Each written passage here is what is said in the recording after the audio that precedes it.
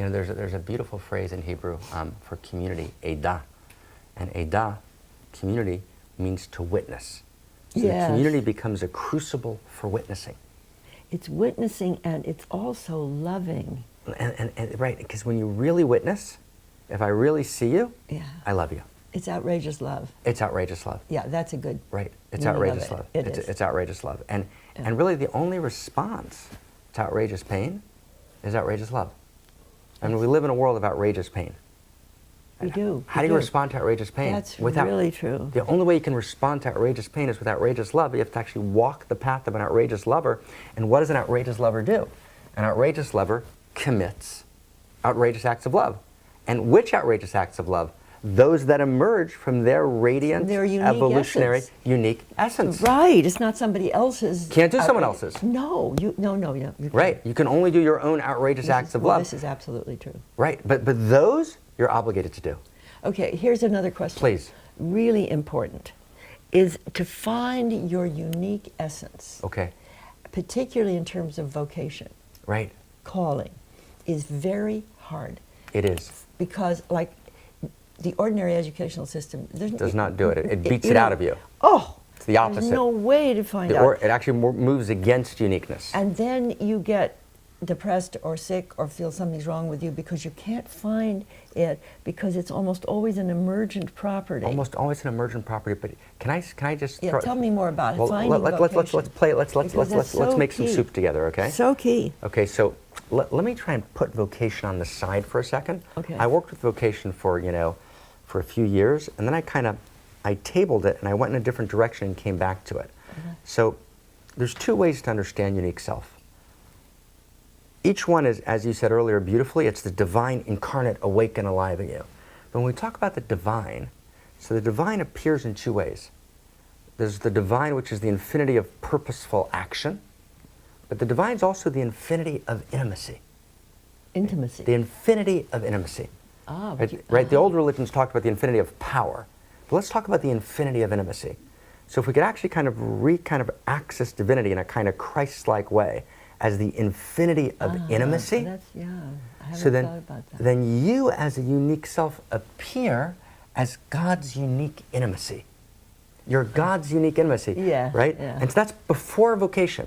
It is. So what happens is when people take unique self directly to vocation, it gets confusing. Before that, I've got to access what I would call, remember that favorite verse of Aquinas in the book of Psalms. His favorite verse was, Tamu ur'u ki tov Adonai. Taste and see that God is good. So if I want to kind of find, God having a Barbara experience, I have to taste her.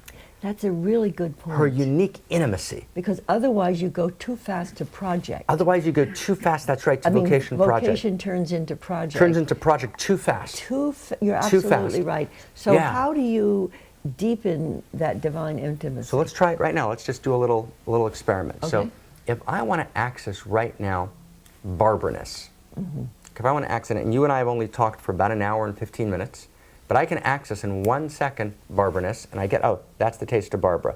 And if I look around the room, and I want to access behind the camera Norman, I'll get Norman-ness, and they don't taste the same. Then if I want to taste Kate-ness, they don't taste the same. That's so very true. That's I really can true. instantly, I can access the taste of Norman, the taste of Barbara, So what's and it the taste feel like of Kate. when you do that? It's delicious. It's awesome. But I can actually tell the difference. Now watch for a second. Stay with me. Okay. But if I would say to, let's say, Norman, access the taste of Norman, he'd have a harder time. To access himself. Right.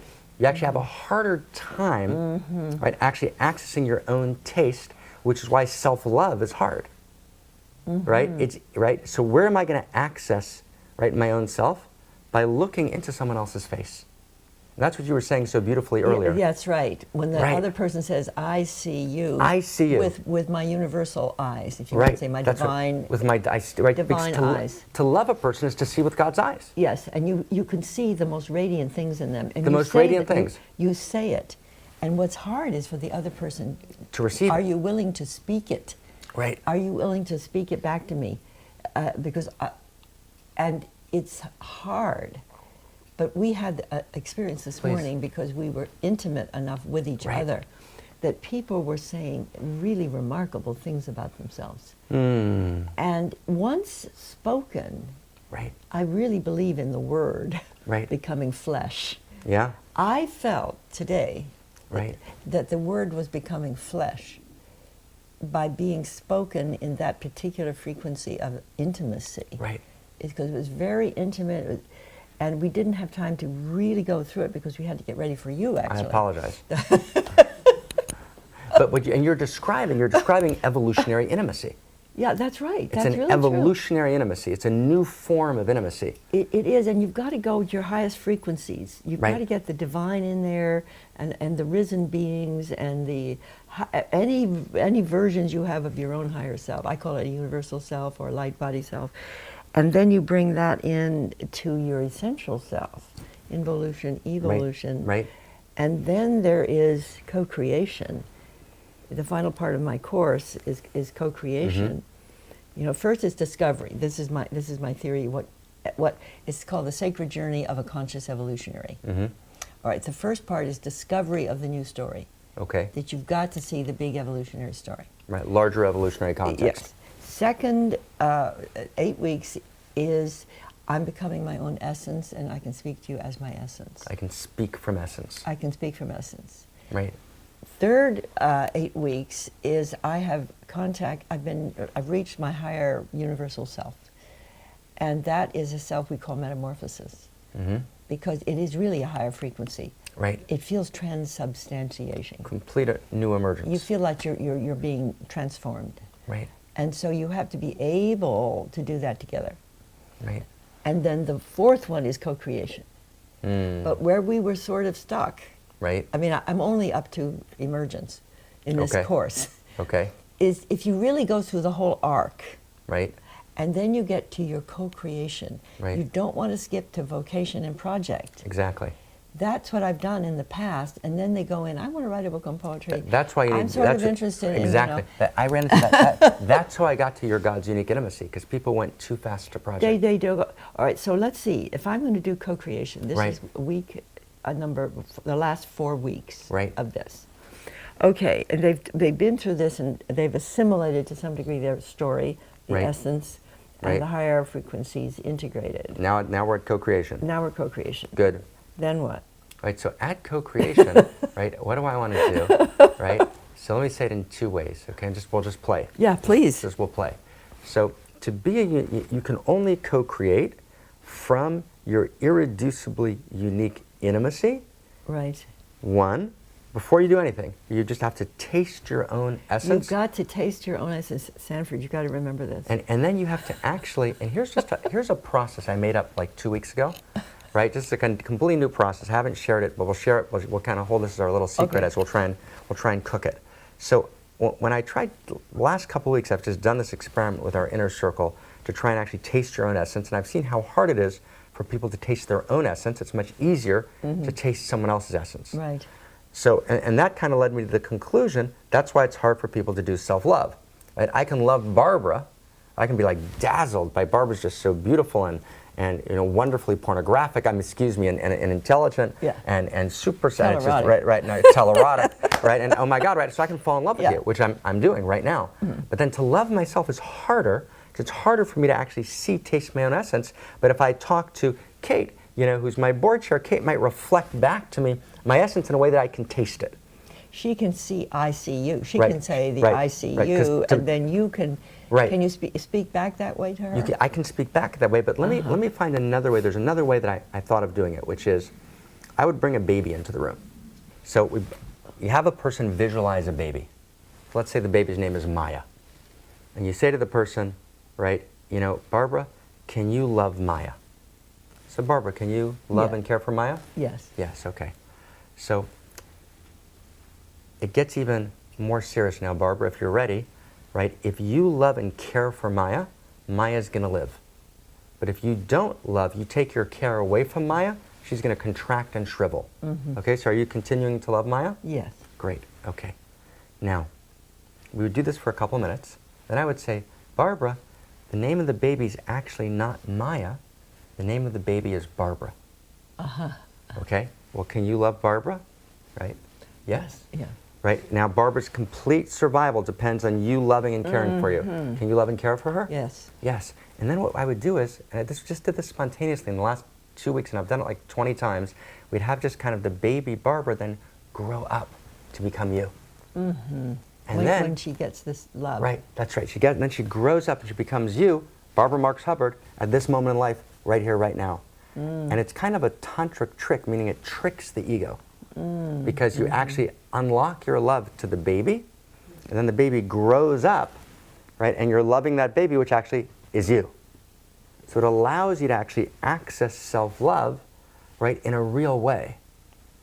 How did you do it personally? How did I do it personally?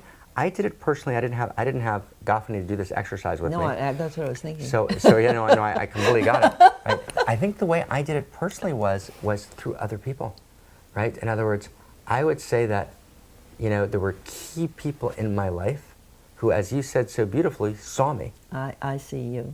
I see you. That's absolutely. I mean, I think true. that's I really core. think that if you're really seen by at least even one other person, that Maslow put it really well, that you admire in some way. Right.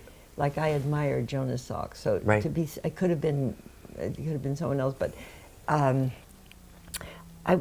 going to go back to my Please. fourth week there. Fourth week. Fourth phase of this Fourth 6-week course, 6-month course. Oh, We're good. Fourth phase. Are we off? Back in. Are we okay? Well, we're still wrong. Just Good. plug it back in. It's more the house cord than the. Can I just hold it? You can, but you still have to plug it in. Look at the clip. There's a plug at the clip. Like that? Exactly. Done. We're back in our fourth week. okay. And So you can just put it on the seat. let's say there are 200 people out there. They've been 200 people 200, but on internet. online. They have not seen each other. And they have been through the story, the emergence, the metamorphosis, and now the last 4 weeks is they're co-creators.